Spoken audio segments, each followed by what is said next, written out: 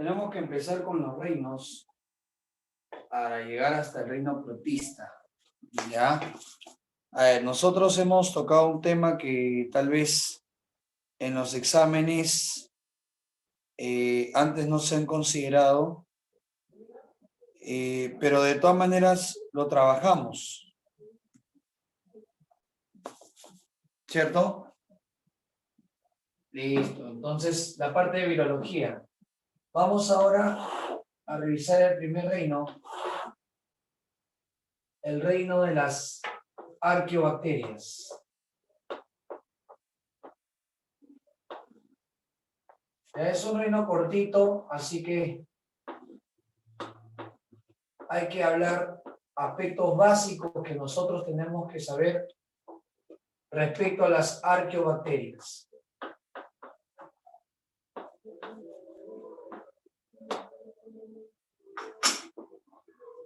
Clasificación.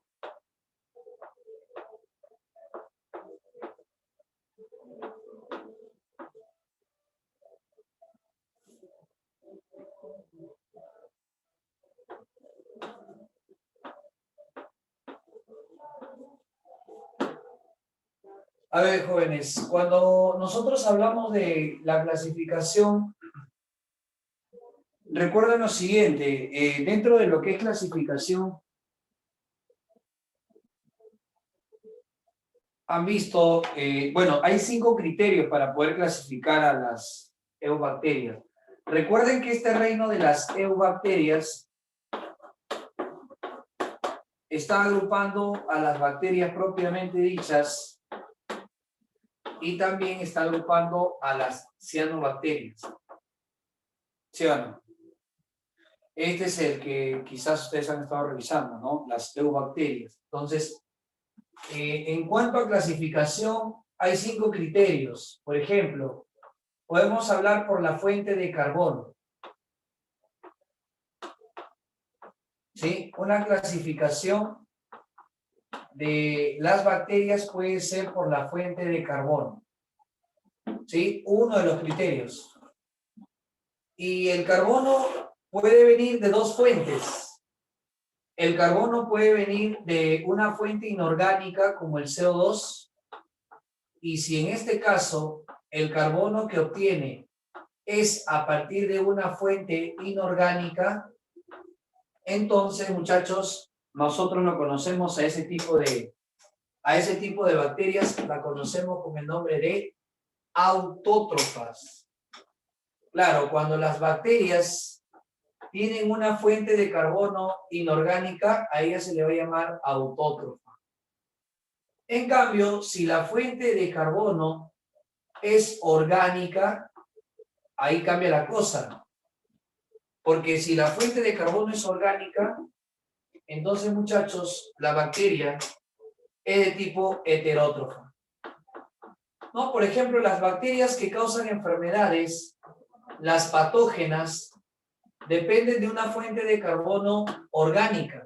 ¿Sí o no? Dependen de una fuente de carbono orgánica. ¿Ah? Pero muy diferente es que clasifiquemos a las bacterias por la fuente de energía. A ver, ¿qué pasaría, muchachos, si nosotros clasificamos a las bacterias por la fuente de energía? A ver, si clasificamos a las bacterias por la fuente de energía, ahí cambia la cosa. Porque esa fuente de energía puede ser la luz. Luz. Claro, hay bacterias que pueden aprovechar la energía del sol. ¿Sí o no? Y ese tipo de bacterias se le conoce, jóvenes, como las fotótrofas. Claro, hay bacterias que pueden realizar la fotosíntesis y entonces decimos que son bacterias que capturan la energía del sol, tienen pigmentos, fotótrofas. ¿Sí? Pero hay otras que más bien oxidan compuestos químicos. Claro, hay otras que oxidan compuestos químicos. Pero las que oxidan compuestos químicos va a depender. va a depender de qué tipo de compuesto químico esté oxidando. Por ejemplo, si la oxidación es de compuestos químicos inorgánicos, entonces, muchachos, acá vamos a presentar a una bacteria quimiolitótrofa. Quimiolitótrofa. ¿Ya? En cambio, si oxida compuestos orgánicos, vamos a tener que la bacteria va a ser quimio-organótrofa. Hay bacterias quimiolitótrofas como la bacteria del nitrógeno, la bacteria del azufre, la bacteria del hierro, son quimiolitótrofas. Y hay bacterias quimioorganótrofas que son las descomponedoras, las que van a utilizar la energía de la descomposición de cadáveres, ¿no? Entonces ahí están los dos tipos. Tercer criterio, a ver, tercer criterio. ¿Cuál es el otro criterio para poder clasificar a las bacterias? También, muchachos, por la forma. Claro, las bacterias presentan pared celular. Y si presentan pared celular, entonces uno de los criterios para clasificarlas es la forma. Si tenemos la forma esférica, sabemos perfectamente que las bacterias que tienen esta forma esférica reciben el nombre de coco, ¿no? Ahí está, en este caso, las bacterias esféricas, coco. Pero esas bacterias pueden formar colonias. Y si forman colonias, esas colonias pueden ser en forma de cadena. Así es. ¿Y cómo se llama cuando estas bacterias tienen la forma de cadenas? Cuando tienen la forma de cadenas, se llaman estreptococo. Estreptococo es una bacteria que tiene la forma de una cadena. ¿Ya? Ahí está. También la colonia puede tener la forma de racimo. Ahí está, muchachos, miren, también puede tener la forma de racimo, un racimo de uva, algo así parecido a un racimo de uvas. Y si tiene la forma de racimo, nosotros indicamos que la bacteria es de tipo estafilococo. Estafilococo. Ahí está. Eso sería una bacteria de tipo estafilococo. ¿Ya? No te olvides que estamos viendo los criterios de clasificación de una eubacteria, ¿no? Puede ser por la fuente de carbono, puede ser por la fuente de energía, puede ser por la forma. Muchachos, pero no solo hay bacterias esféricas, también existen bacterias en forma de bastón. Si tienen la forma de bastón, entonces, o cilíndrico, ¿cómo se le va a llamar? Si tienen la forma de bastón, se le va a llamar bacilo. Ahí está el bacilo. Por ejemplo, el bacilo de Koch, ¿no? El bacilo de Koch que causa la tuberculosis tiene esa forma, ¿no? Esa forma del bacilo de Koch. ¿Sí? También está el bacilo de Ebert, ¿sí? El bacilo de Ebert causa el bacilo de Ebert causa, en este caso, la tifoidea. También está el bacilo de Hansen, ¿no? Hansen causa la lepra, ¿ya? Acá tenemos algunos bacilos que es importante conocerlos para el examen. El bacilo de Koch causa la TBC. Causa la TBC, la tuberculosis. El bacilo de Hansen causa la lepra. ¿Ya? Esto causa lepra. ¿Qué más? El bacilo Ebert es el que causa la tifoidea. Se encuentra en la cloaca de las aves. Es el causante de la tifoidea. Y hay uno que fue preguntado por ahí en un examen, el bacilo de Loeffler. Sí, el bacilo de Loeffler. ¿Qué causa el bacilo de Loeffler? Difteria, una enfermedad que ha estado apareciendo en los últimos tiempos, ha reemergido la difteria. Esos son los 4 bacilos importantes. ¿Qué más? También la bacteria podría tener, muchachos, la bacteria, la forma de una coma. Claro, si tiene la forma de una coma, si tiene la apariencia de una comita, a la bacteria se le llama vibrio. Vibrión. Ahí está el vibrio. Ejemplo, el vibrio cholerae, ¿no? Que tiene esta forma, la bacteria. También es importante la bacteria que tiene la forma espiralada. Ahí está, mira.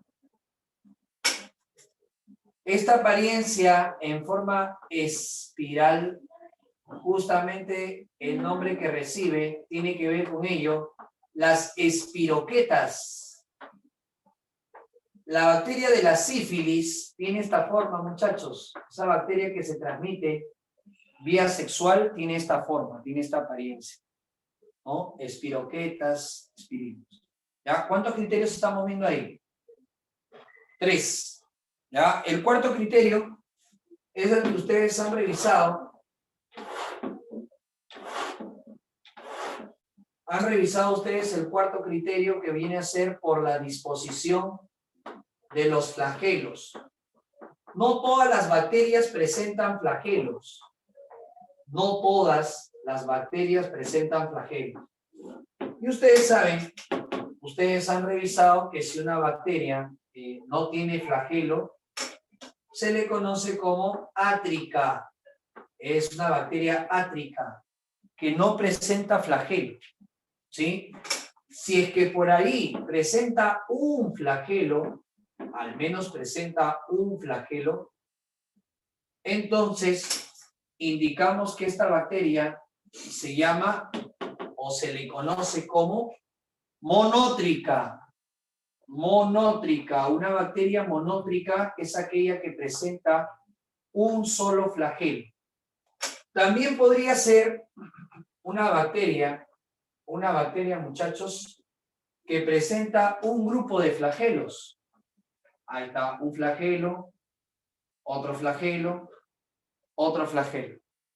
Entonces, ¿cómo se llama esta bacteria? A esta bacteria, muchachos, que tiene un grupo de flagelos, se le conoce con el nombre de lofótrica. Lofótrica. Tiene todo un grupito de flagelos. Se mueve rapidísimo. Y también hay bacterias que van a tener los flagelos a ambos lados, tanto al extremo derecho como al extremo izquierdo. Ahí está. Y a esas bacterias se les conoce, muy bien, anfítricas. Anfítricas. A ellas se les conoce como anfítricas. ¿Sí? Pero el último es la bacteria que va a tener flagelo en todo su perímetro.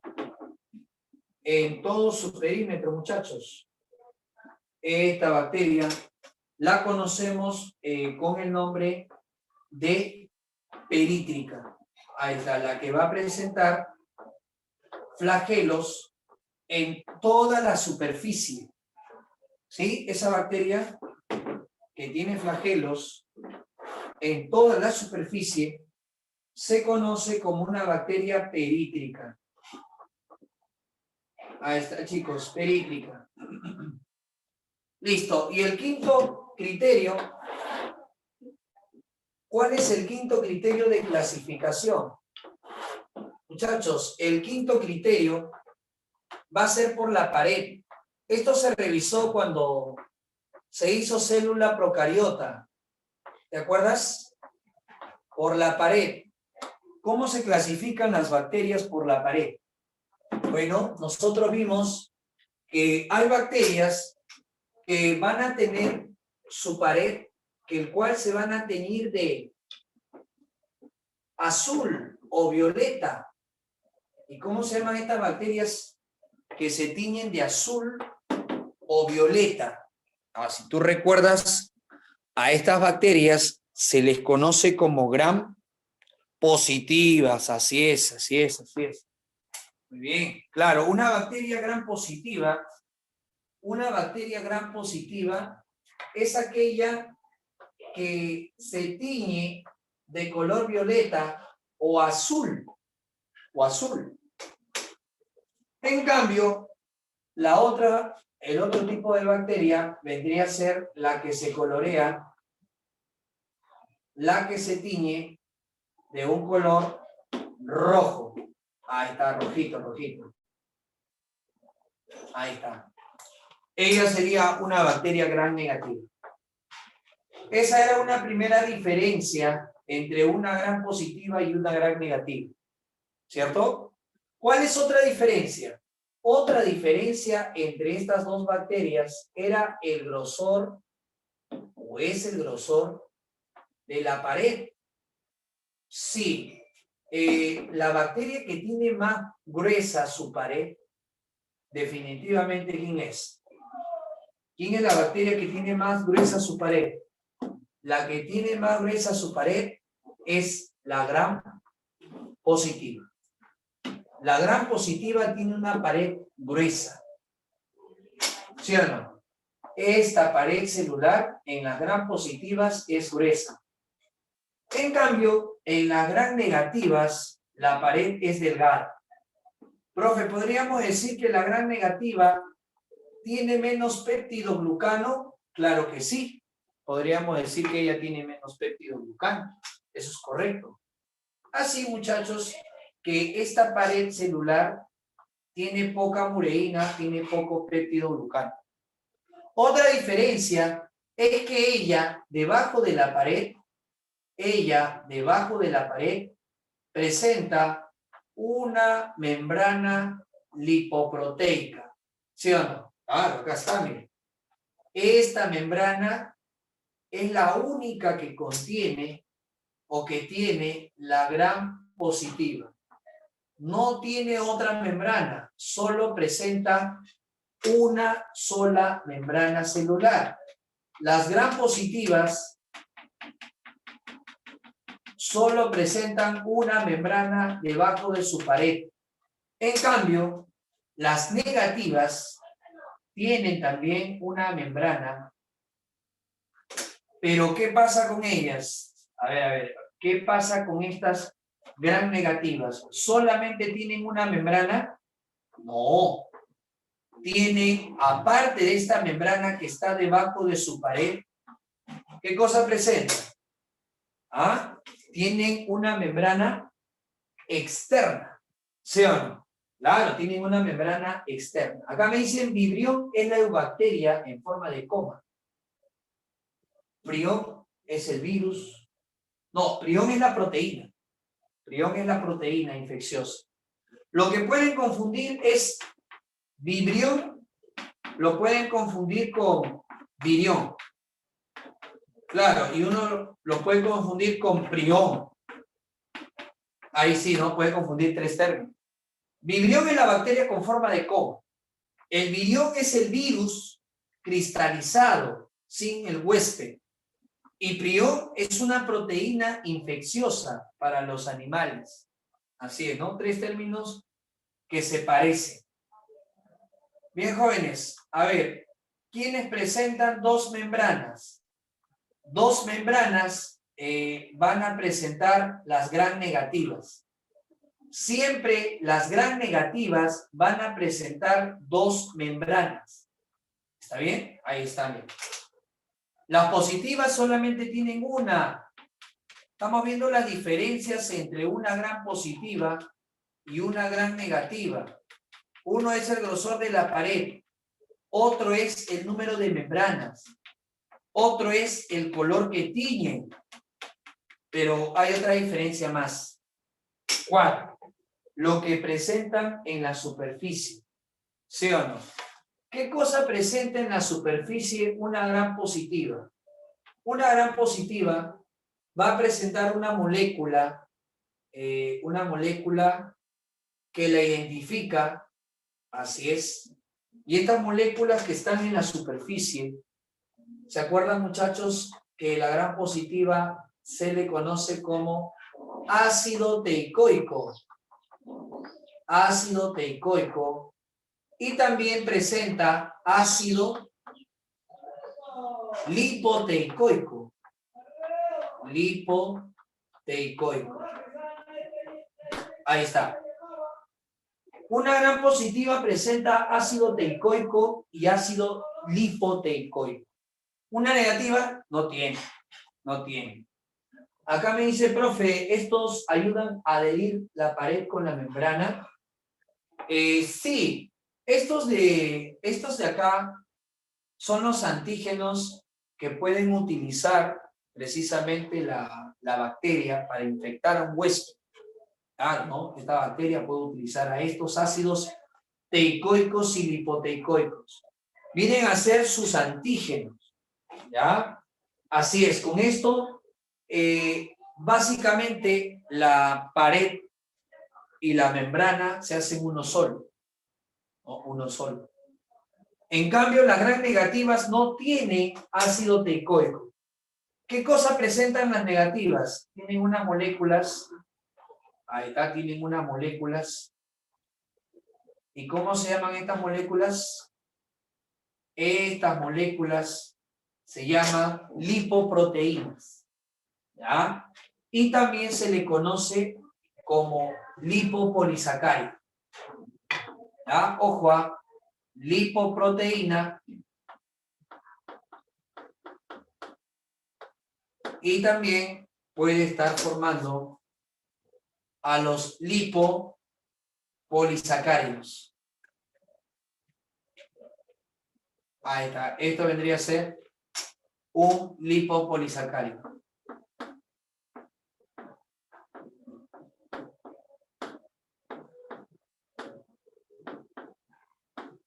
Ahí está, chicos. Las lipoproteínas y los lipopolisacáridos. ¿Entendido? ¿Habrá alguna diferencia más, aparte del color que tiñen, aparte del grosor de la pared, aparte del número de membranas, y aparte que él tiene ácido teicoico y lipoteicoico, y él tiene lipoproteínas y lipopolisacáridos? Sí, hay una última diferencia, muchachos. ¿Cuál es esta última diferencia? Que las gram negativas presentan este espacio, las positivas no tienen. Este espacio, ¿cómo se llama este espacio? Se llama espacio periplásmico. ¿Ya? A él se le conoce como el espacio periplásmico. ¿Para qué sirve? Este espacio periplásmico le otorga defensa a la bacteria. Sí, por eso que las gram negativas, por lo general, las gram negativas son más dañinas que las gram positivas. Por lo general. No siempre, pero por lo general, las gram negativas son más dañinas que las gram positivas. Muy bien, chicos. Ahí tienes en la pizarra los 5 criterios para clasificar a las bacterias, a las eubacterias. ¿Alguna pregunta sobre estos 5 criterios por la fuente de carbono, por la fuente de energía, por la forma de la bacteria, por la disposición de los flagelos y por la pared, gram positiva, gram negativa? ¿Sí?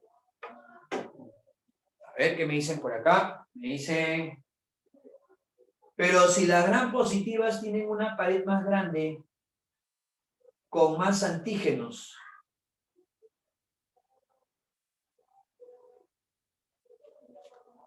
claro, las gram positivas, está bien, son aquellas que tienen más antígenos, pero eso no tiene nada que ver con la capacidad de infección. Las gram negativas tienen mejor capacidad de infección. ¿Por qué? Porque tienen 2 membranas. ¿Me dejo entender? Tienen 2 membranas. Ese es su camuflaje de la gram negativa. Tiene mejor capacidad infectiva. Ellas tiñen de azul o de violeta, dependiendo del colorante que tú uses en el laboratorio. Si usas azul de metileno, las estás tiñendo de azul.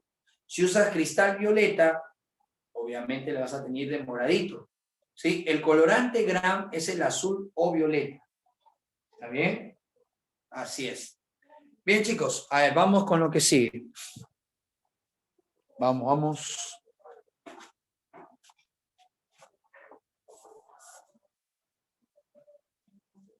Vamos a tomar una foto primero.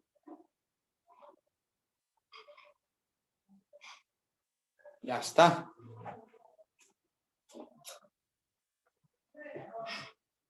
A ver, ¿qué más? ¿Qué más lo que tienen que saber acerca de este tipo de reino?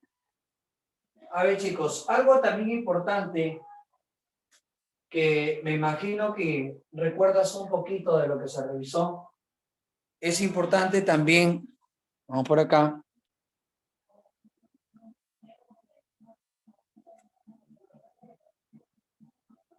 Ahí está. Algo también importante, aparte de la clasificación, es la reproducción. Ustedes saben que las bacterias solo se reproducen de forma asexual. ¿Sí o no? Las bacterias solamente se reproducen tipo asexual. Nada más. No tienen reproducción sexual. Por lo tanto, una bacteria, cuando se va a reproducir, tiene que desarrollar dos pasos importantes.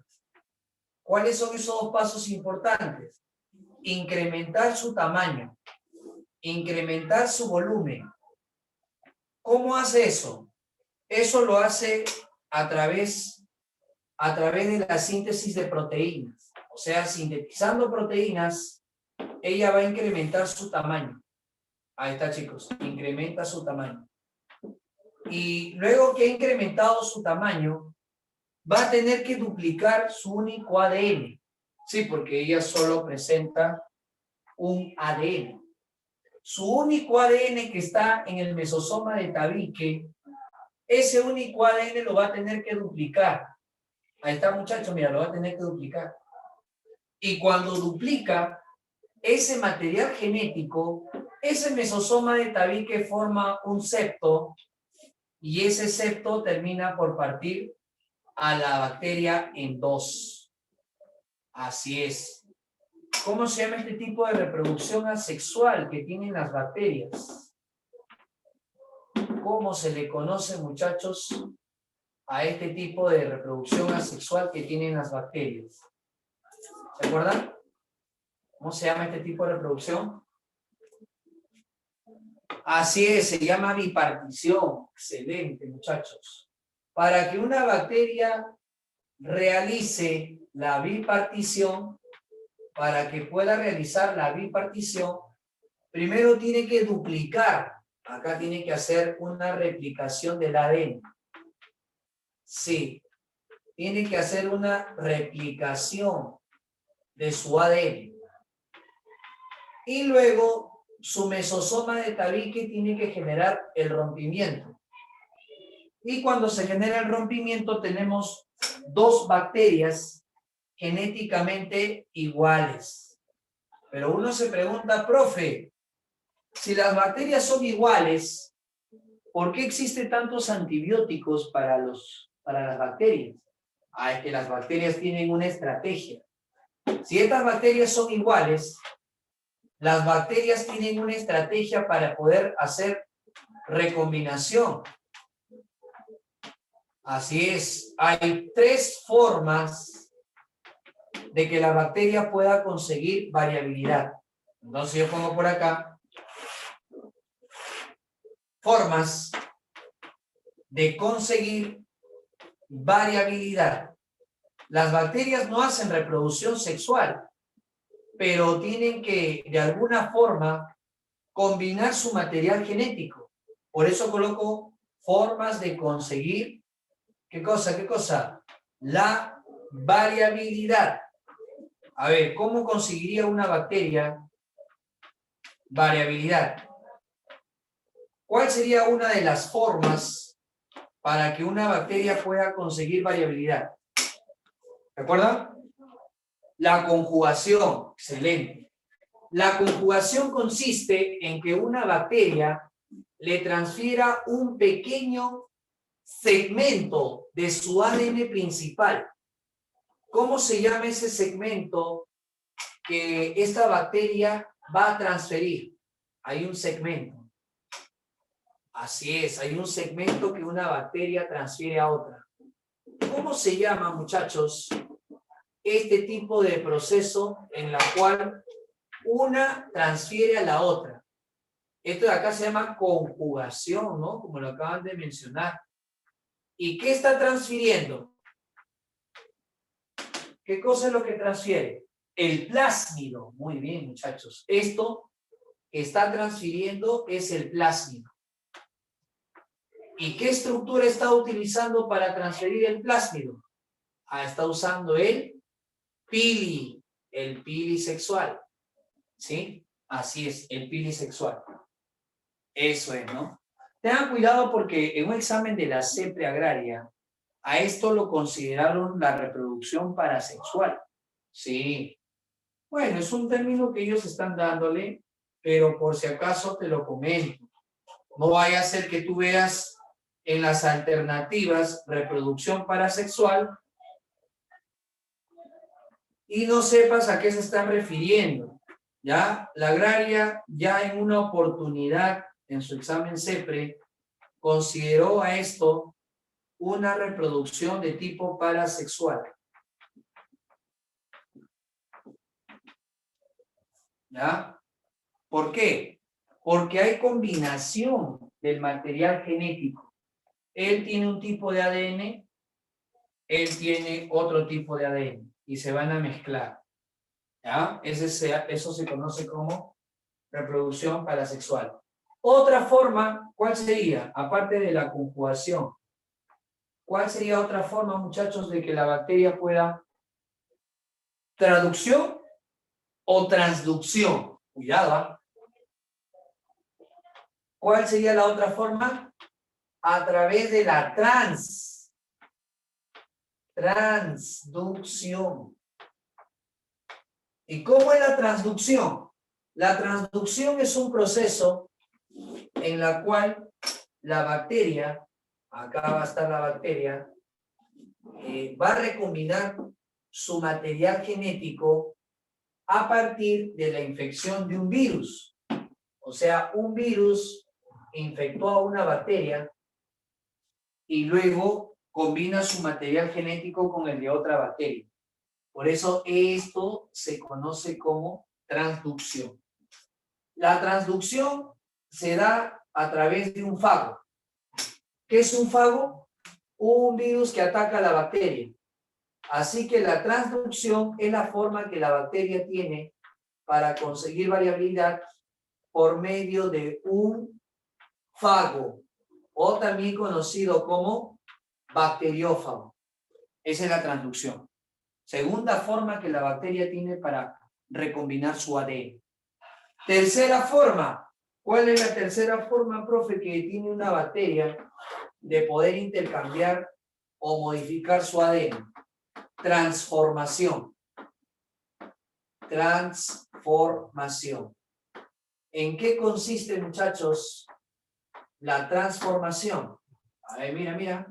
La transformación consiste en que una bacteria simplemente muere. Ahí está, esta bacteria va a morir. ¿Sí? Muere. Lisis a la bacteria. Un antibiótico lo mató, no pudo sintetizar pared y de pronto estalló. Lisis. ¿Y qué pasa cuando la bacteria está rompiéndose? Su ADN, ¿no? Su ADN circular empieza a segmentarse. Sí, y ese ADN que se está segmentando empieza a llegar a otras bacterias. Así es. Ese ADN se empieza a repartir por segmentos a otras bacterias. Y estas otras bacterias obtienen la mezcla de su ADN con el de ellos. Ahí está, muchachos, miren. Esto se conoce ¿Cómo se le conoce eso? Como transformación. Una bacteria se está lisando, se está rompiendo y sus pedacitos de ADN están dirigiendo a otras bacterias para poder mezclar su ADN. Ahí está. Son 3 formas que una bacteria tiene para recombinar su ADN. ¿Ya? Esto se da cuando la bacteria sufre lisis. Bacteria que sufre lisis. Su ADN se reparte. ¿Ya? Es un reparto. Su ADN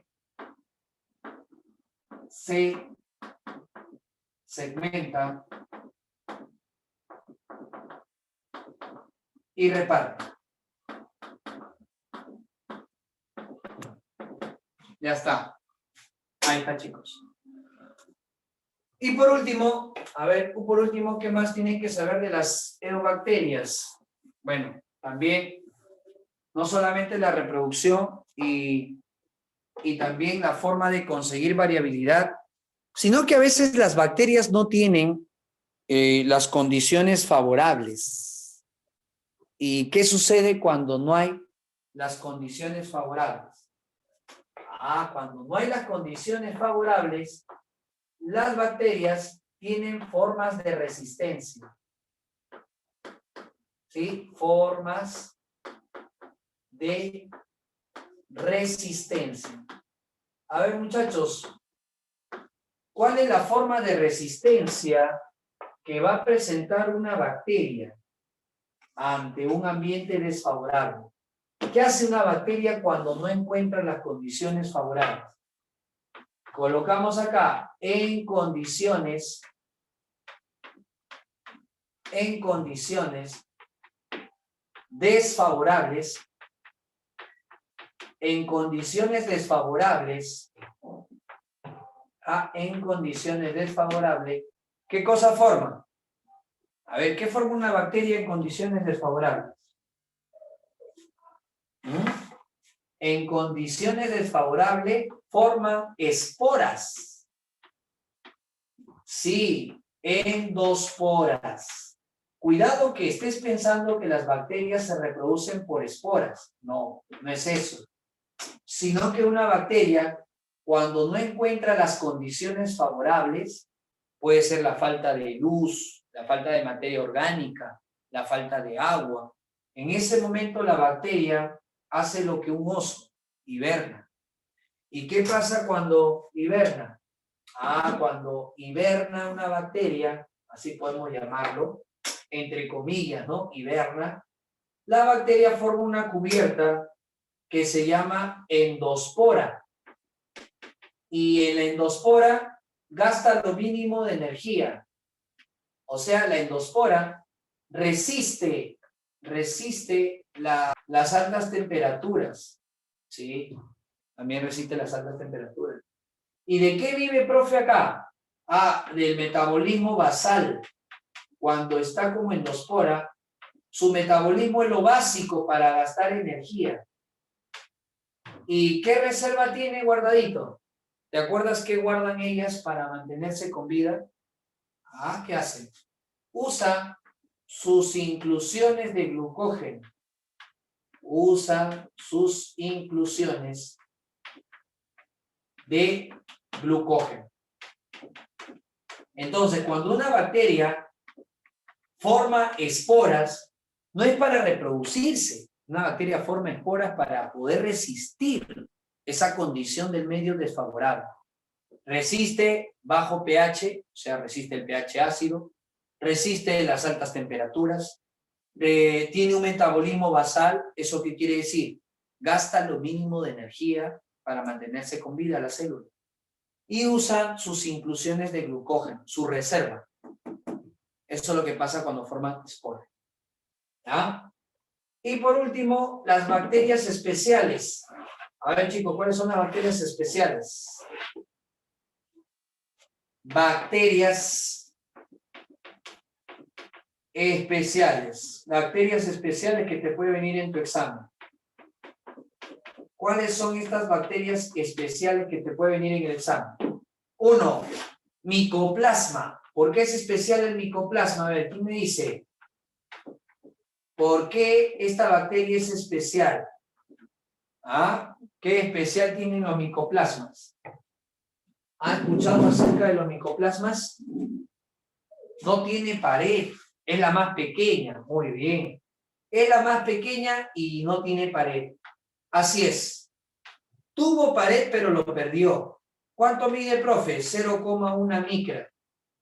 La bacteria y la célula más pequeña, de paso, es de 0,1 micra. Y no posee pared, perdió su pared celular.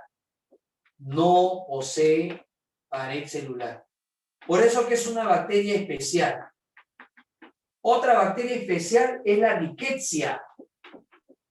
¿Por qué son especiales las rickettsias? ¿Sabes por qué? Son parásitos obligados. Ajá. Está dentro de la célula. Muy bien, por ahí, Jennifer. Muy bien, así es. Es correcto lo que dice Jennifer. ¿Ah? Las rickettsias viven dentro de la célula. Son parásitos obligados. ¿No te hace recordar algo? A los virus, profe. Ya, tienen comportamiento de virus. Son parásitos intracelulares obligados. Por eso son especiales. Parásitos intracelulares obligados. ¿Ah? Y se transmiten por piojos y garrapatas. Sí, a veces el piojo puede transmitir este tipo de bacteria, también la garrapata. Se transmite por piojos y garrapatas. Causa alguna enfermedad que se llama el tifus epidémico. Hay que tener cuidado con los piojos, sobre todo en los niños, ¿no? Que se les queda rapidito los piojos. Muy bien, otra bacteria especial sería la E. coli. ¿Por qué? Porque esta bacteria brinda vitaminas al hombre. Sí, ¿cuántas vitaminas brinda? A ver, la que no te debes olvidar, la K, la E, la B12, la B2 y la B3. Ahí está. La K, la E, la B12 y la B2 y B3. Esas vitaminas brinda la E. coli. Es nuestra flora intestinal, ¿no es cierto? Es nuestra flora intestinal que habita, en este caso, a partir del intestino grueso. ¿Listo? Bueno, eso es todo. Un poquito de cianobacterias. Un poquito de las cianobacterias. ¿Con qué otro nombre se le conoce a las cianobacterias? ¿Recuerdas? A las cianofitas, ¿con qué otro nombre se le conoce? ¿Cómo se le llama? Algas, azul verdosas, muy bien. Se le conoce como algas azul verdosas. Esas son las cianobacterias, azul verdosas. Profe, ¿qué especial tiene? Es que ellas no son heterótrofas, ellas son autótrofas. Autótrofos, y además ellos viven en lagunas altoandinas. Sí, viven en lagunas. En lagunas. Hacen fotosíntesis oxigénica como las plantas. Mira qué importante, Ellas hacen fotosíntesis oxigénica igual que las plantas.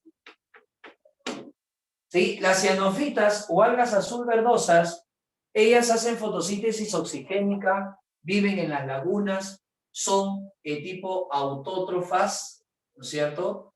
Y algo importante de ellas, son comestibles. Son comestibles, muchachos. ¿Has comido estas cianofitas? Claro que sí. En las lagunas altoandinas, ahí está una lagunita, ¿no? De repente te vas de paseo, visitas a los tíos, a los abuelos, ahí está una lagunita, ya, ahí está una laguna, y ahí crece, en esta laguna, crece esta cianobacteria que pertenece al género Nostoc. Nostoc. Ese es su nombre genérico, Nostoc SP. ¿Ya? Pero comúnmente acá lo conocen con el nombre de el cuyuro. El cuyuro. También le llaman murmunta. También le llaman ururupa. Este tipo de algas se come en las lagunas. Seguramente alguno de ustedes lo ha tenido oportunidad de comerlos. Bolitas así gelatinosas, ¿no? Cuyuro. Se ha encontrado que tiene más hierro que el hígado y se ha encontrado que tiene, en este caso, más proteínas que la carne. Imagínate, ¿eh? Más proteínas que la carne. Importante, entonces, aquí el aporte de este nosto, cuyuro, solamente crece en las lagunas, unas bolitas gelatinosas. Y algunos de ustedes deben haberlas probado en algún momento, muy nutritivas, muy nutritivas. Ahí está la chamba, ¿no?, de los chicos de ingeniería industrial o de industrias alimentarias, hacer algo con esos cuyuros para que la gente se nutra, ¿no? Listo, muchachos. Y algo más, y algo importante, es que el cuyuro fija nitrógeno atmosférico. Fija nitrógeno atmosférico. Listo, muchachos. ¿Alguna pregunta? ¿Alguna inquietud para poder revisar el reino protista?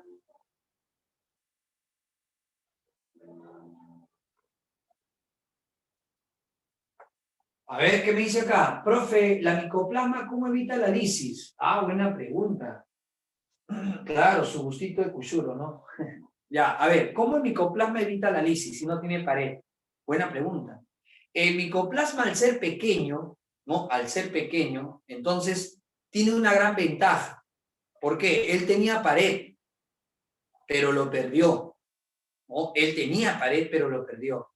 Mide 0,1 micra, pero si yo lo coloco en una solución, por ejemplo, hipotónica, ¿no? Sabemos que el agua va a entrar y en ese momento va a hincharse y va a reventar.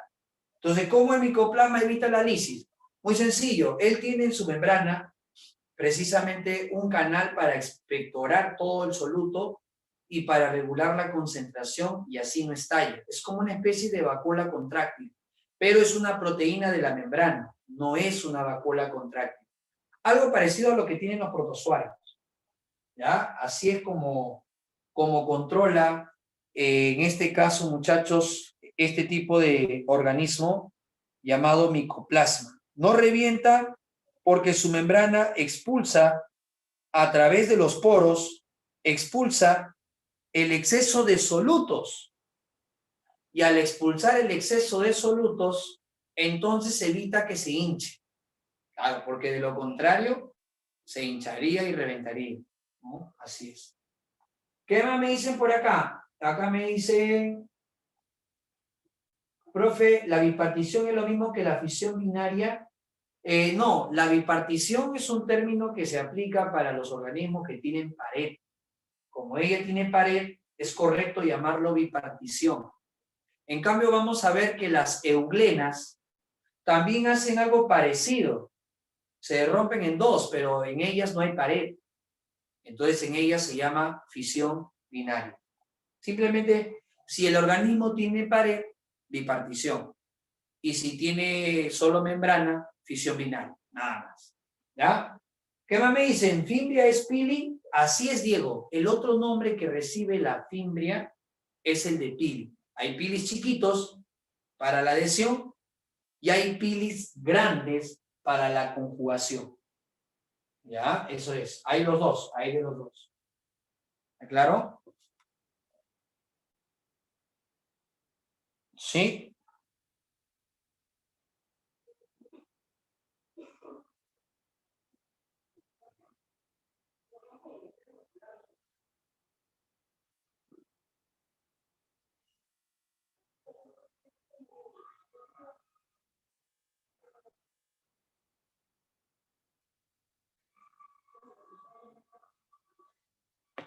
Bien, muchachos.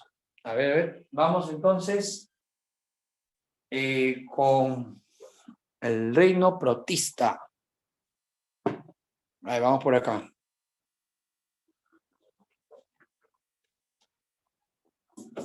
Vamos a tomar una fotito.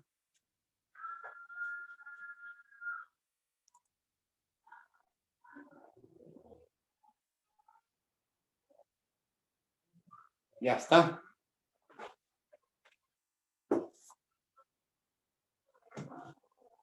A ver, muchachos. Por acá.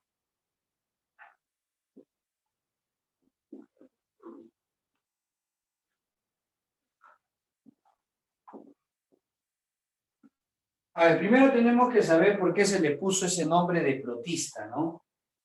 Acuérdate que proto significa primero. Ah, ¿no? Protista.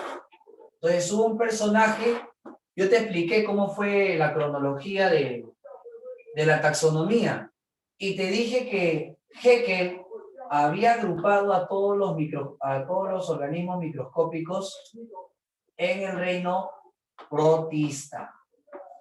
¿Sí o no? Le puso protista porque como eran unicelulares, entonces todos demostraban haber sido ser los primeros. Claro, porque en ese tiempo se tenía el concepto que los primeros seres vivos eran unicelulares. ¿Quién fue su descubridor?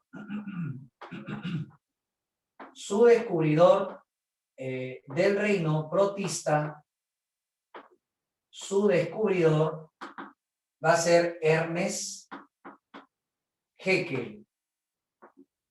¿Ya? Ernest Haeckel. Él es el descubridor del reino protista. Listo. Él es el descubridor del reino protista. Haeckel. ¿Ya? ¿A quién agrupa el reino protista, muchachos? El reino protista agrupa a dos subreinos. Vamos a poner acá, agrupa a dos subreinos. ¿Cuáles son estos dos subreinos?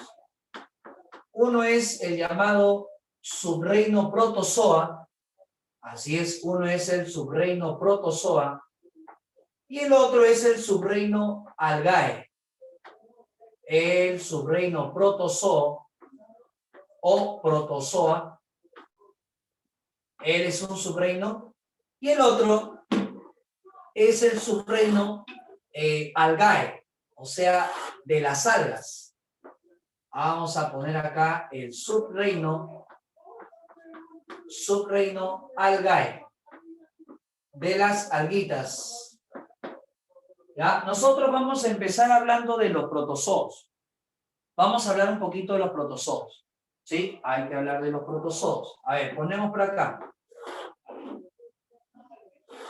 Protozoos. ¿Cuáles vienen a ser las características generales de todos ellos? A ver, ¿por qué se le puso protozoo? Facilito, ¿sí o no? Porque proto es primero, zoo es animal. Se pensaba que ellos habían sido los primeros animales. Claro, proto es primero y zoo es animal.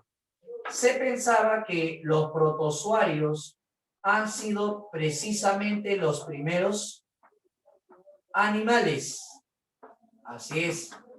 Pero, ¿cuáles son las características que tiene un protozoo? Si a mí me piden reconocer a un protozoo, ¿cuáles son las características? A ver, primera característica. Los protozoos solamente van a ser organismos de una célula. O sea, muchachos, los protozoos son unicelulares. Únicamente están formados por una célula. Son organismos unicelulares.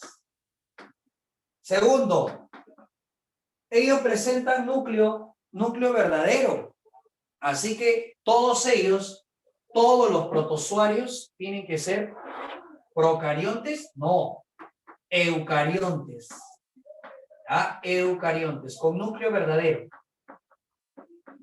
Núcleo verdadero.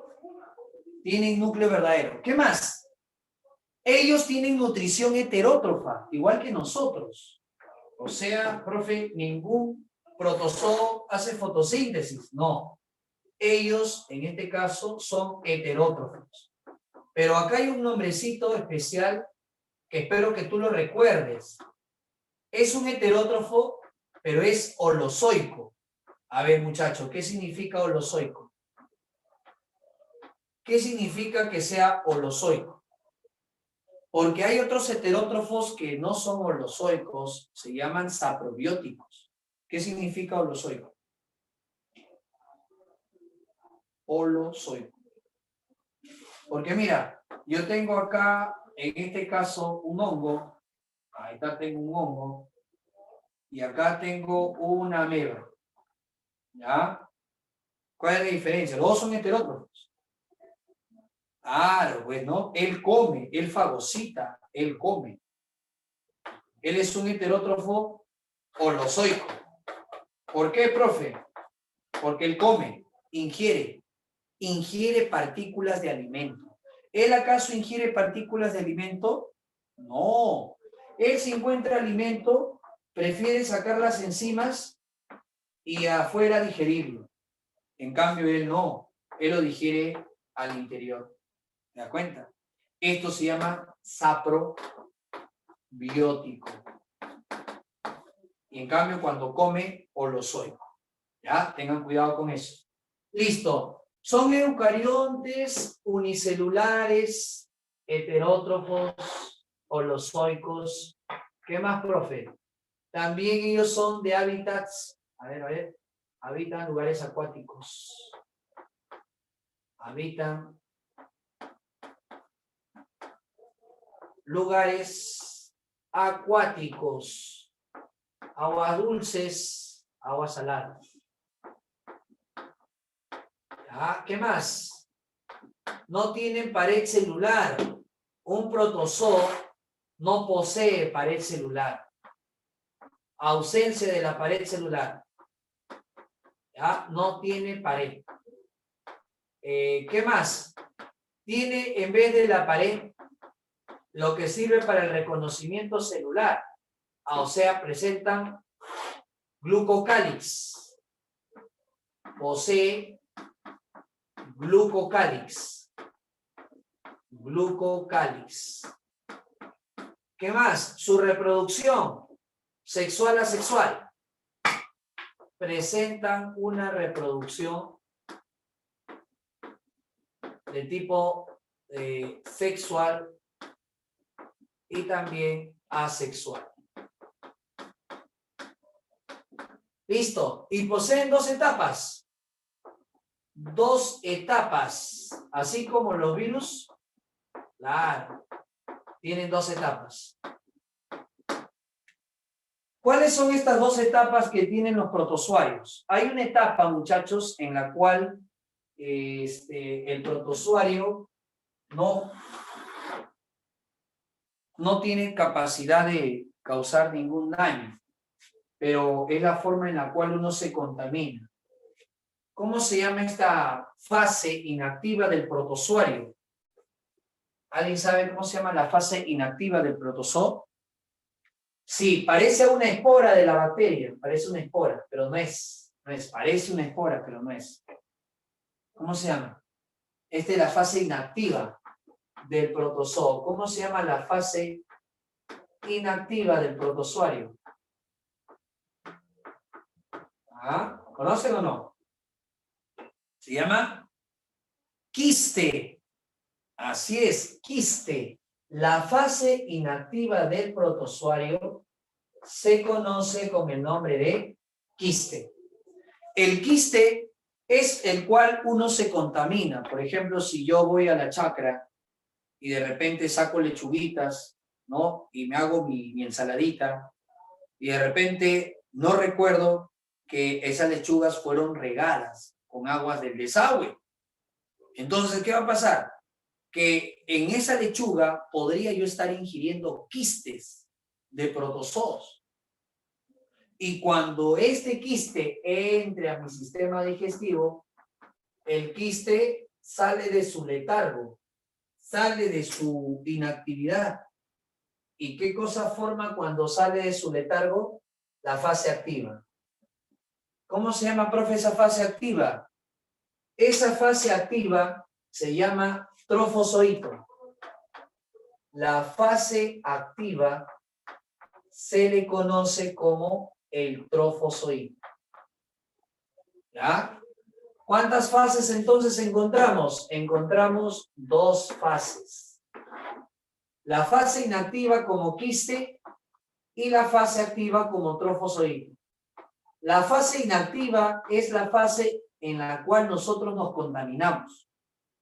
Sí, por eso cuando uno ingiere, en este caso, alimentos contaminados, uno podría estar ingiriendo quistes, ¿no? Cuando uno bebe agua de los ríos, también puede estar ingiriendo quiste.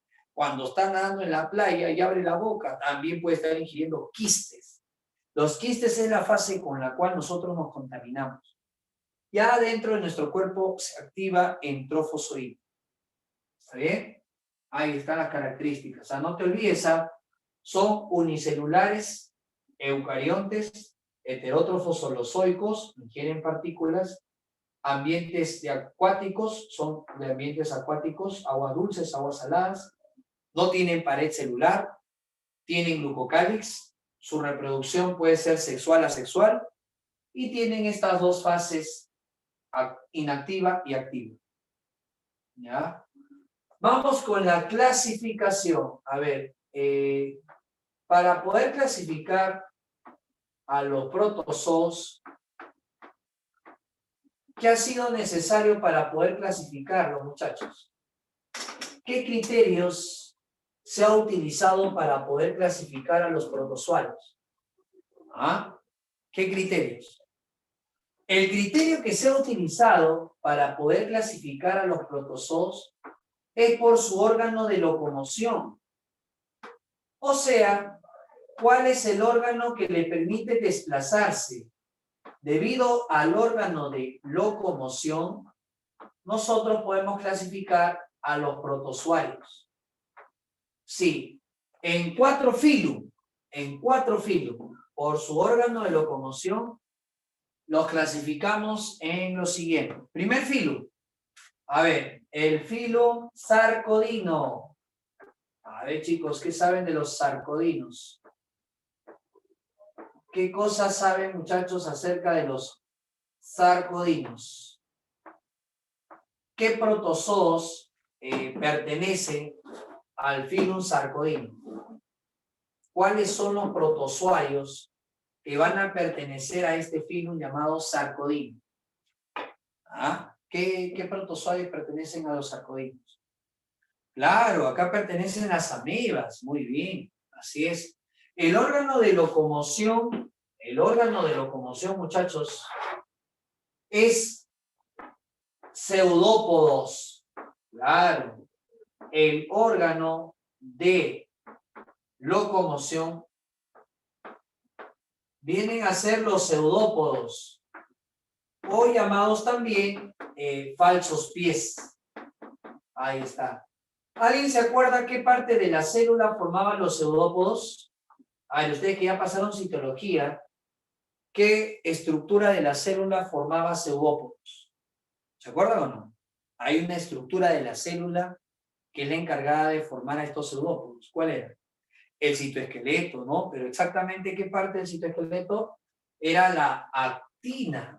Así es, los microfilamentos de actina. Ahí está un sarcodino.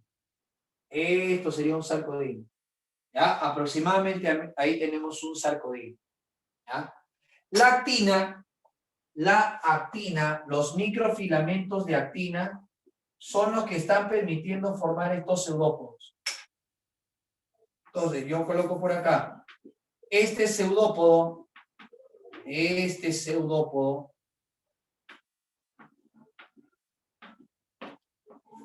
corresponde, ¿a quién corresponde este pseudópodo? Ese pseudópodo corresponde a la actina.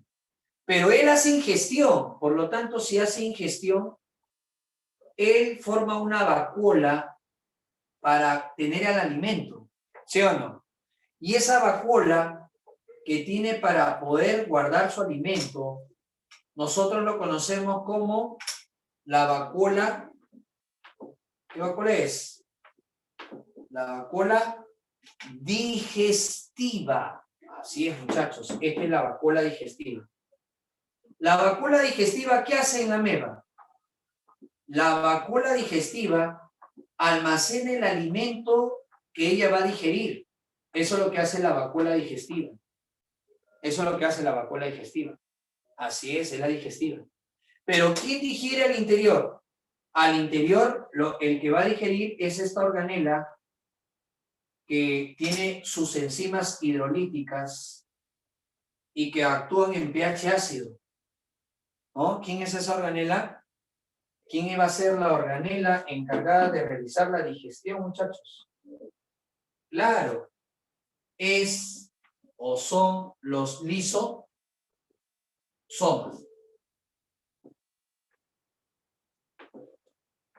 Los lisosomas se encargan de realizar la digestión intracelular después de que la ameba ha comido, ¿sí o no?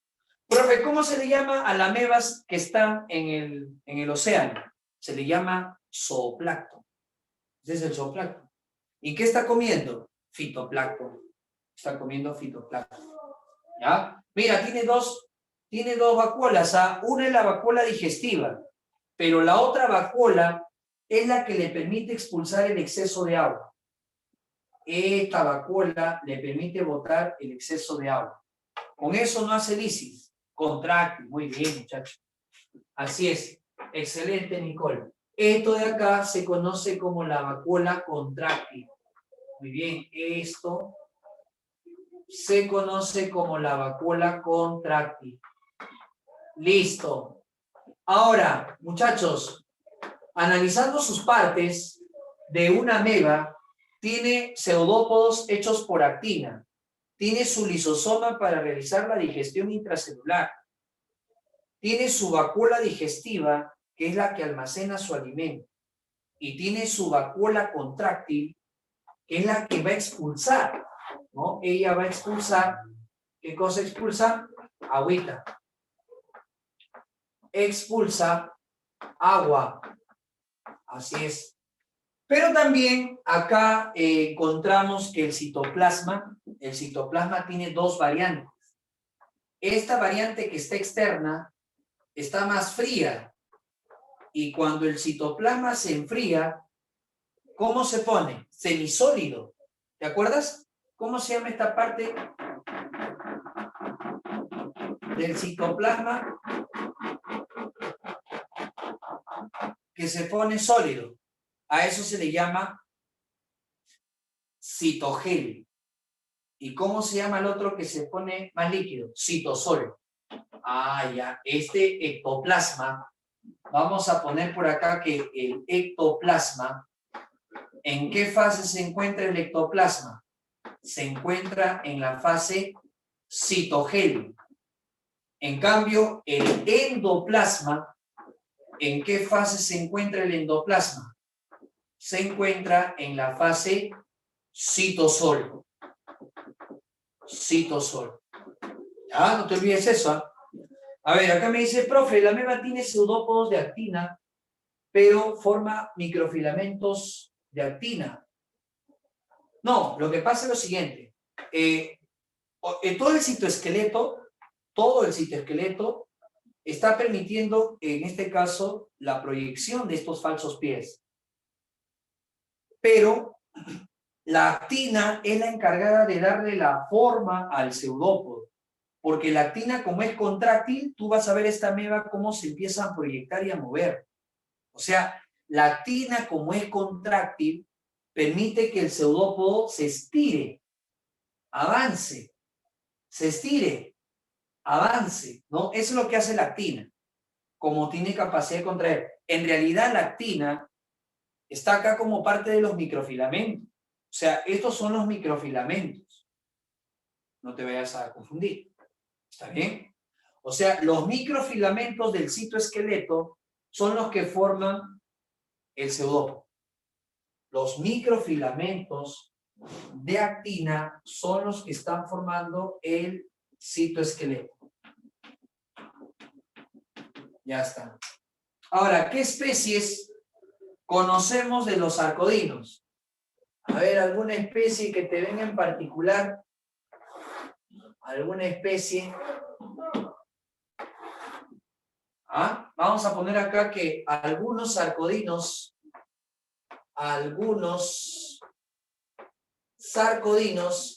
son de vida libre. ¿Qué significa que algunos son de vida libre? Algunos sarcodinos son de vida libre. Quiere decir que no causan enfermedades. Buscan su alimento como cualquier otro animalito. Sí, por ejemplo, profe, ¿quién es un sarcodino de vida libre? Un sarcodino de vida libre sería la Amoeba proteus. Este es un sarcodino de vida libre. Es una ameba que se busca su propio alimento sin causar daño a nadie. ¿Ya? Pero otros, siempre va a haber otros son parásitos. Y acá puede venir, ¿no? Una pregunta de tu examen. ¿Quiénes son estos que actúan como parásitos? Un protozoario que actúa como parásito, un protozoario que actúa como parásito es la entamoeba histolítica. Sí, la entamoeba histolítica. ¿Por qué le llaman histolítica? Histo viene de tejido. La histología es la ciencia que estudia los tejidos. Lítica quiere decir que destruye. Sí, esta rompe los tejidos. Así es, rompe los tejidos. ¿Qué causa? Causa una patología que se llama disentería amebiana. Sí, este animalito, este protozoario, causa la disentería amebiana. ¿Y cómo se veía o cómo se ve una persona? ¿Cuál es el signo que tiene una persona con disentería? ¿Cuál es el signo principal de una persona que está presentando disentería? Bueno, el signo principal, muchachos, porque algunos toman agua de la sequía, del riachuelo, y pueden contraer esta entamoeba histolítica. El signo característico de esta enfermedad es las heces mucosanguinolentas. Sí, por eso hay que tener mucho cuidado con el agua que bebemos. Heces mucosanguinolentas. ¿Cómo se contagia el hombre? El hombre se contagia, muchachos, cuando bebe. Cuando bebe, ¿no? Entonces la bacteria, no, el protozoo entra en su forma de quiste. Profe, pero tiene que ir al estómago. ¿El estómago no lo puede destruir con los ácidos? Sí, yo también pensé lo mismo, pero los quistes pueden resistir al ácido. Imagínate, pueden resistir el ácido. Y si pasan al intestino delgado, entonces, ¿qué hace la entamoeba histolítica en el intestino delgado? Muchachos, en el intestino delgado lo rompe, perfora el intestino delgado y ahí es donde provoca el sangrado. Sí, así es. Perfora, vamos a poner acá, hace perforaciones al intestino. Y eso es lo que se evidencia como un sangrado. O sea, acá se activa el trofozoito. Uno consume alimento con quiste y el quiste llega hasta el intestino para convertirse en el trofozoito. Mira, el alimento entra con quiste y en el intestino delgado se activa el trofozoito. ¿Y qué hace el trofozoito? Perfora el intestino. El trofozoito perfora el intestino generando sangrados. perfora el intestino, ocasionando los sangrados. ¿Ya? Ese es un parásito terrible. Ahí está entonces dos especies de sarcodinos. Uno de vida libre, la Ameba proteus, y otro de vida parásita, ¿no? Que es la entamoeba histolítica.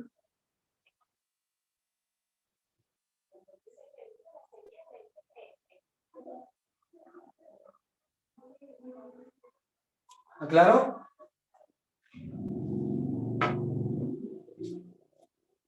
Listo. A ver, ¿alguna pregunta, muchachos? Mientras voy tomando la fotito.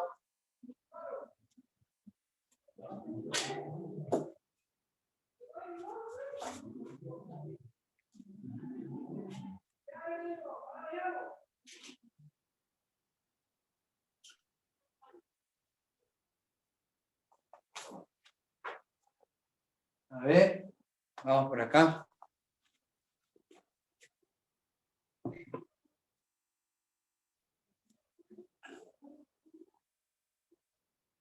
Así es, cuando el protozoo se activa, se llama trofozoito. Y cuando está en periodo de inactividad, o sea, cuando todavía no eclosiona, se llama quiste. No, el quiste es un huevito, ¿no? Que consumimos nosotros en alimentos, agua contaminada. Dentro de nuestro cuerpo, ese huevito eclosiona y sale el protozoo, sale el trofozoito. Así es. Ese es el nombre que recibe el protozoo activo. Este es el protozoo activo. ¿Ya? Ese es el protozoo activo. ¿Claro? El quiste ovárico, no, el quiste ovárico es la acumulación de células, ¿no? Claro, quiste podemos entenderlo de dos formas, ¿no? El quiste, que me dicen que puede salir en el ovario, en el cerebro, en el pulmón, son aglomeraciones de células, como tumorcitos. En cambio, acá el quiste es una coraza que protege al protozoo en su etapa de latencia. Algo así como una espora. Ajá, o sea, lo podemos entender de dos formas, ¿no? Quiste es una neoplasia en el ser humano, en los animales, que es una aglomeración de células, y quiste, otra acepción, es que es la fase inactiva de un protozoario. ¿Ya? Me dice, profe, ¿la única forma para que el protozoo se active es dentro del huésped? No, puede encontrar materia orgánica. Sí, también puede encontrar materia orgánica. Alimentos, básicamente. ¿Sí? Los que forman quistes por lo general son patógenos. Son patógenos, ¿no? Y me dicen, ¿qué debe pasar con el quiste para convertirse en trofozoito? El quiste se debe degradar, o sea, se rompe. El quiste debe tener una materia orgánica que pueda infectar. Entonces el quiste se rompe y de ahí sale el protozoo. De ahí sale el protozoo, ¿no? Y los quistes ováricos. Eso básicamente problemas genéticos y hormonales, ¿no? Generalmente la mujer que tiene quiste, casi a la mayoría tiene quistes. En estos tiempos casi el 80% tiene quistes. Problemas hormonales. ¿Por qué? Algunos alimentos provocan alteraciones en la producción de hormonas. Sí, hay algunos alimentos que nos gustan y que pueden estar trayendo secuelas en la producción de hormonas. Por eso algunas mujeres, que es la gran mayoría, tienen esos problemas, ¿no? Y eso también trae como consecuencia la irregularidad en su ciclo o periodos, ¿cierto? Anteriormente no habían esos problemas, ¿no? Es más, las mujeres eran regulares en su mayoría, ¿no? Pero después, cuando llegó pues, el boom de las comidas embolsadas y todo eso, el boom de la comida chatarra, empezaron a haber irregularidades en las personas, en las mujeres, y también aparición de quistes, ¿no? Quistes, en este caso, bueno, claro, todo alimento procesado, embolsado, empaquetado. Así es, muchachos. Si nos ponemos a pensar en estos tiempos, la gente consume más comida embolsada que comida recién salida del campo, ¿no? El cultivo. Entonces hay preservantes, colorantes, edulcorantes, pigmentos como la tartrazina y todos. Eso genera alguna disfunción hormonal en el cuerpo humano. Así es. Y bueno, no se comenta mucho porque si la gente no se enferma no hay chamba para lo de salud, pero tú sabes que acá nuestra calidad de salud depende de los que se enfermen. ¿De para qué pasarle la voz a la gente que eso les va a enfermar?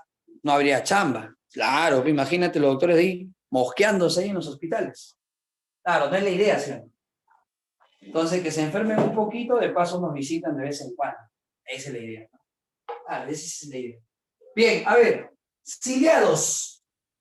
Ciliados, vamos con los ciliados.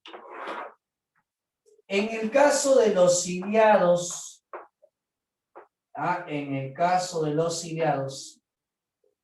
vamos por acá. ¿Qué es lo que vamos a encontrar? Este es su órgano de locomoción, su órgano de locomoción va a ser, muchachos, los cilios, obviamente, ¿no? Recuerda que los cilios son organoides, formados por tubulina y que fueron fabricados a partir de este arreglo microtubular, ¿no? Y un representante de este grupo es un ciliado que tiene la forma de pera, ahí más o menos, ¿no? Ahí está, esta es la forma de una perita. ¿Sí? Y acá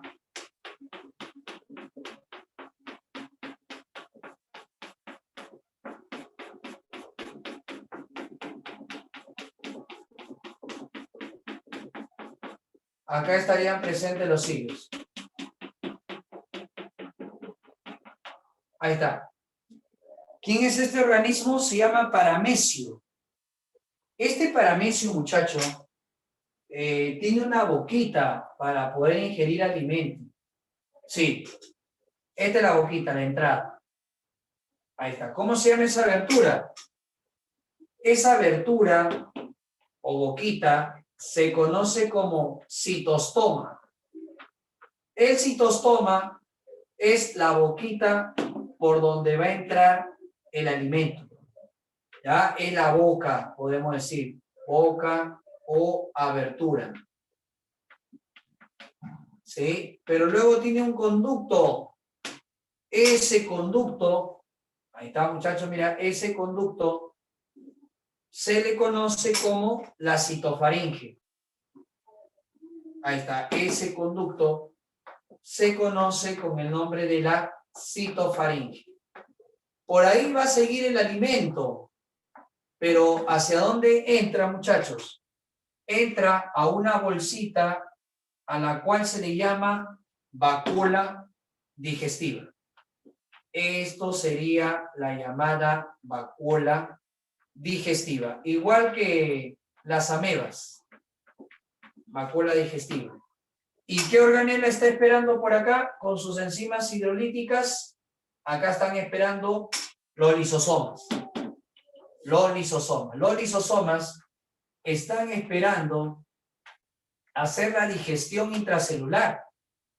Pero sucede algo importante, que después de haber hecho la digestión del alimento, después de haber hecho la digestión del alimento, sucede algo importante, muchachos. Quedan restos. Claro, quedan restos. Y si quedan restos, entonces esos restos van a salir por un poro especial. Ese porito especial que tiene, ese poro especial que tiene por acá, se llama citopigio. Mira, alimento está entrando por el citostoma. baja por la citofaringe, llega a la vacuola digestiva. El lisosoma digiere el alimento que ha ingerido, lo digiere, y luego los residuos lo libera por el citopigio. Este citopigio viene a ser como el poro por donde evacúan los desechos, así que le llaman el citopigio o poro anal. Sí, el citopigio o poro anal. ¿Qué cosa realiza por ahí, muchachos? Ahí va a realizar la egestión. ¿Se acuerdan que la egestión es un transporte masivo? Por ahí hace la egestión. Egestión de partículas. Ahí está, la egestión de partículas. Ahí está, muchachitos. Esa es la gestión de las partículas.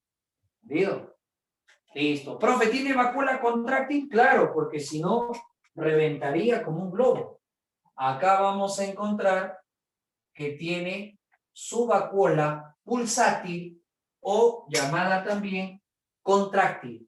Esto de acá se conoce, muchachos, con el nombre de la vacuola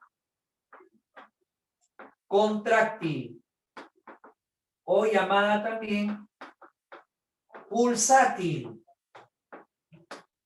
¿Ya? Ahí está. Bota el exceso de agua. Y tiene dos núcleos. Cuidado que te pregunten acerca de los dos núcleos. Tiene un núcleo grande y por eso recibe ese nombre de macronúcleo. Este es el macronúcleo. Y tiene un núcleo pequeño llamado micronúcleo. Macronúcleo y micronúcleo. Vamos a ponerle letras. X, Y. ¿Qué cosa es X? El macronúcleo. ¿Para qué le sirve el macronúcleo a este protozoario? Con eso dirige su actividad. Con eso dirige su metabolismo. El macronúcleo es el más importante, muchachos. Él dirige la actividad. ¿Ya? Él dirige todo el metabolismo. Pero ¿qué pasa con el micro? El micro se puede transferir. O sea que el micronúcleo, muchachos, ¿qué podría generar? Conjugación. Mira, ellos también hacen conjugación a través de su membrana. Mira, micronúcleo. O sea que las bacterias no son las únicas que hacen conjugación. También lo pueden hacer los protozoarios. Intercambian, no plásmido, pero intercambian micronúcleo. ¿Ya? La función del micronúcleo, ¿cuál es? La función del micronúcleo es la conjugación. Ahí está la conjugación de protozoos. ¿Está bien? Bien, son las partes del protozoario. Profe, ¿cómo se llama esta especie? Esta especie es de vida libre. Y si es de vida libre, ¿cómo se llama esta especie de vida libre? Su nombre científico es el Paramecium caudatum. Es el nombre científico de esta especie. Ojo que estamos diciendo que es de vida libre, ¿ah? No causa ningún daño a los animales.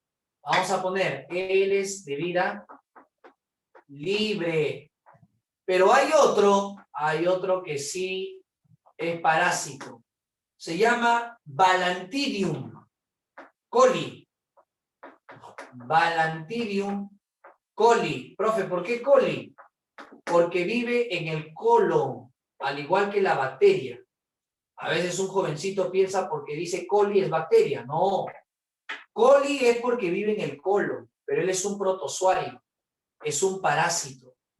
Ocasiona balantidiasis, un problema en la cual los intestinos se hinchan y puede generar obstrucción. ¿No? Sí, es terrible. Balantidiasis. ¿Ya? Profe, ¿qué más? También si saco un cilio, acá tenemos el cuerpo basal. ¿Cómo se llama el cuerpo basal de estos protozoarios? Ese cuerpo basal se llama blefaroplasto. Blefaroplasto. ¿Sí? Es el que va a originar ¿a quién? Él origina el cilio. Así es. Esto ya sería el cilio. ¿Qué fórmula tiene el cilio? El cilio tiene la fórmula 9 más 2. ¿Sí o no? 9 más 2. Es el cuerpo basal o blefaroplasto. ¿Entendido? Ahí están los datitos que tienes que saber de los ciliados. Y el último ya, la yapa. A ver, la yapita, muchacho. Vamos por acá. Los mastigóforos. Acá están los más terribles, ¿ah? Sí, ten cuidado, porque cuando viajes y todo ello, ¿ya? Cuando tengas la oportunidad de viajar, al menos aplica tus conocimientos de biología. Puede ser que un mastigóforo llegue a tu cuerpo. ¿Cuál es el órgano de locomoción en los mastigóforos?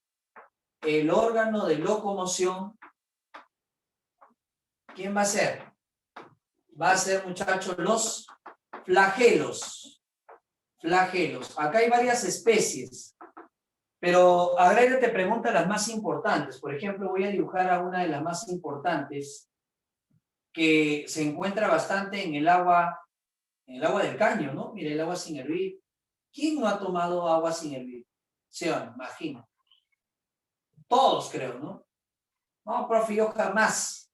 Bueno, de repente has comprado un marciano y probablemente la mitad del agua era sin hervir y la otra era hervida. Y ya tomaste agua del caño. Así es. Sí. Ahí está. Le llaman la brujita. Esta es la brujita. Algunos piensan que estos son sus ojos, ¿no? ¿Cómo van a ser sus ojos si es una célula nada más? Es una célula dicariótica, mira.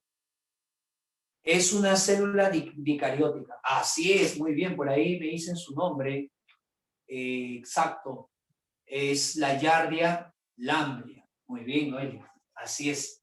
Este parásito intestinal se conoce como la Giardia lamblia. Sí, Giardia lamblia. ¿Qué ocasiona este parásito? Este parásito, muchachos, ocasiona en los niños el síndrome de la mala absorción. ¿Qué es eso? Es cuando el niño consume alimento pero no lo absorbe.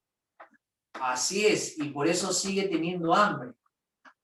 Y vuelve a comer y vuelve a seguir con hambre. Es porque las giardias están aumentando en cantidad en su cuerpo. Normalmente cuando nosotros tomamos agua del caño, nuestras defensas empiezan a expulsar, a expectorar los parásitos. Tenemos un glóbulo blanco que mata parásitos que se llaman eosinófilos. Pero a veces el niño puede estar con defensas bajas y a veces la cantidad de microbios que ha ingerido es alta. Claro, no es lo mismo tomar una vez a la semana agua del caño que tomar todos los días, 3 veces al día agua del caño. Es igualito, ¿sí o no?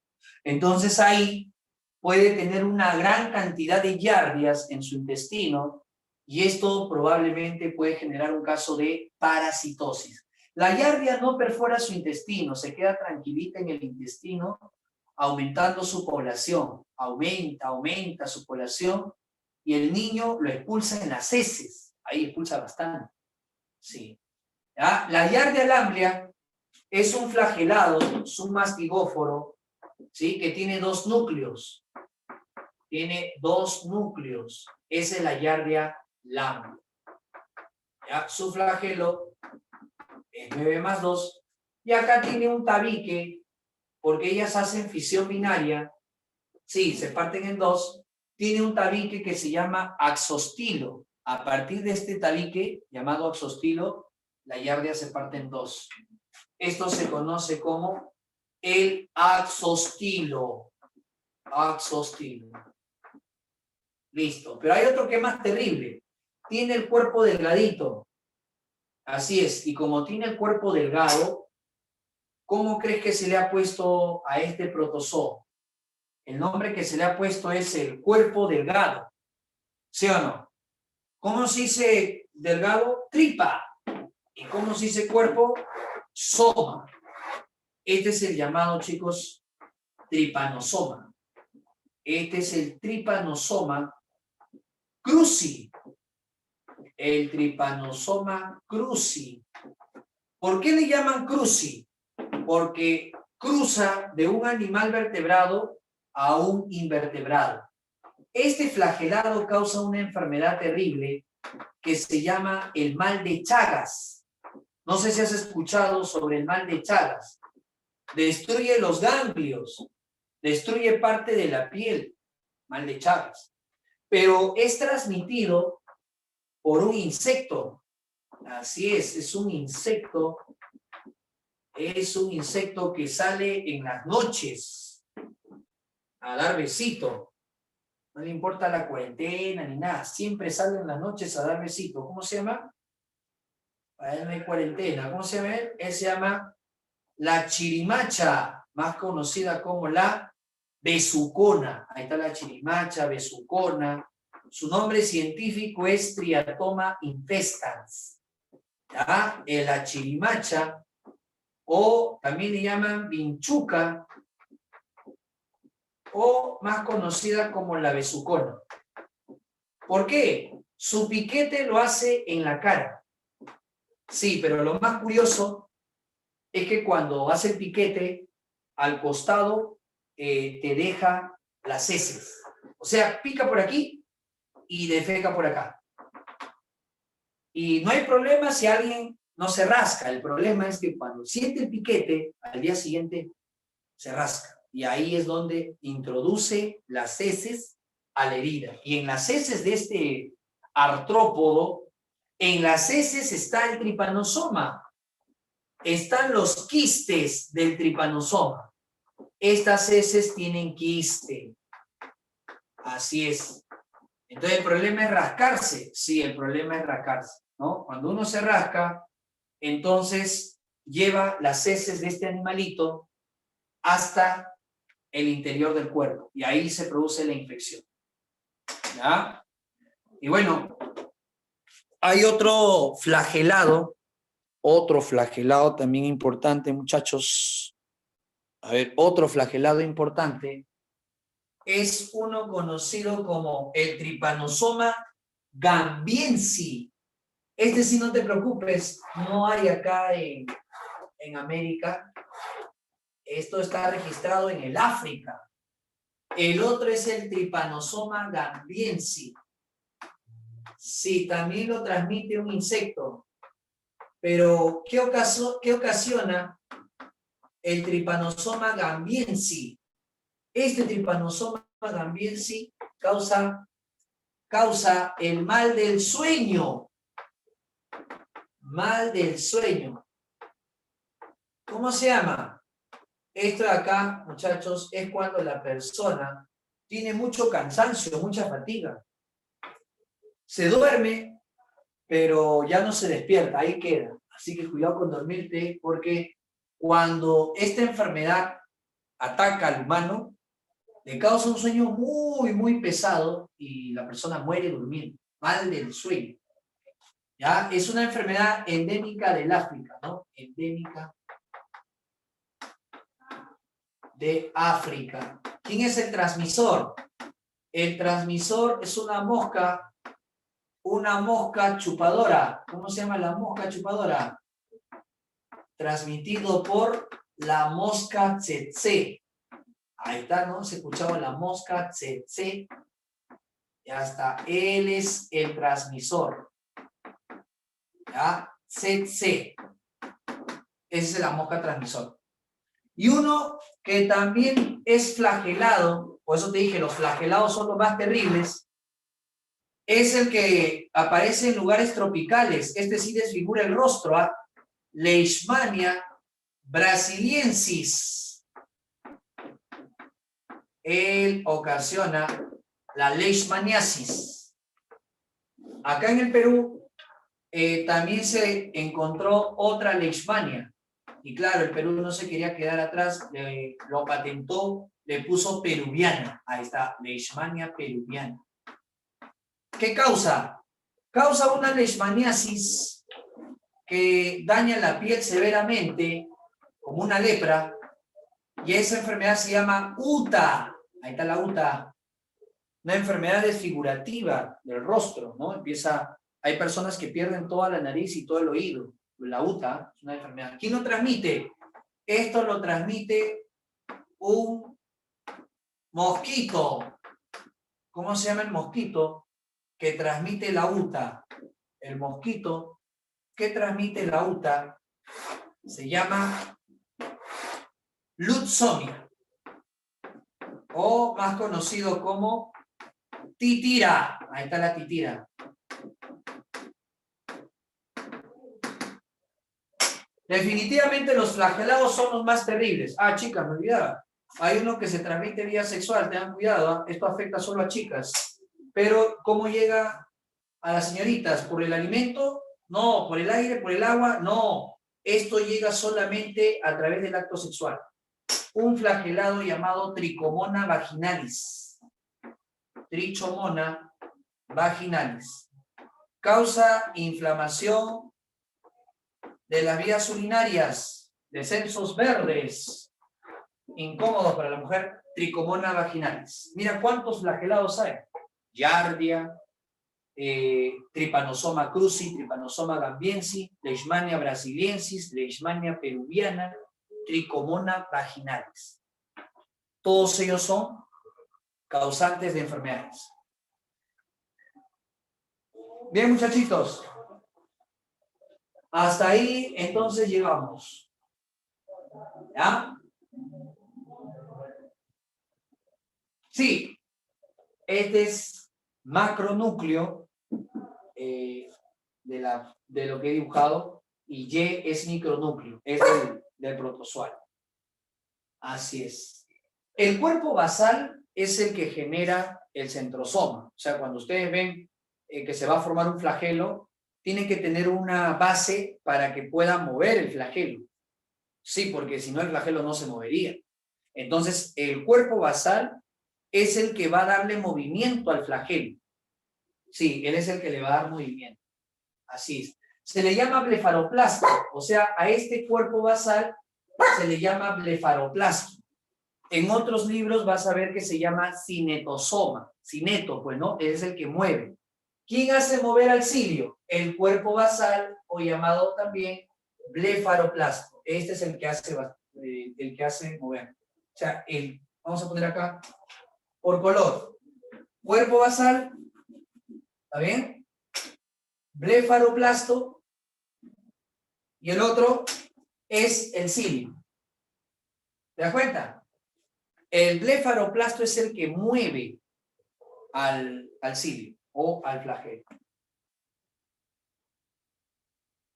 Bien, chicos, todos los mastigóforos tienen macula contráctil, ninguno.